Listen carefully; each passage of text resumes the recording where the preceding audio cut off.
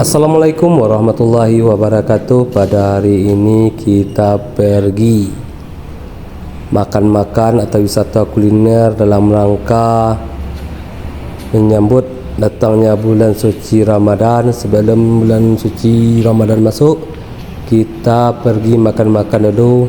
Istilah ini dikenal di Minangkabau atau di Sumatera Barat dengan nama Manungkuian Pariwak Cindua. Pada hari ini kita pergi makan-makan di sebuah kafe yang ada di kota Bukit Tinggi.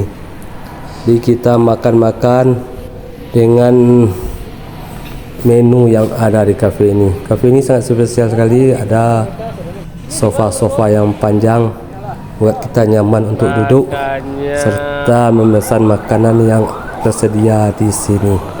Jadi pada kali ini kita akan memesan beberapa makanan, yaitu ayam geprek dan juga pecel ayam serta menu lainnya soto.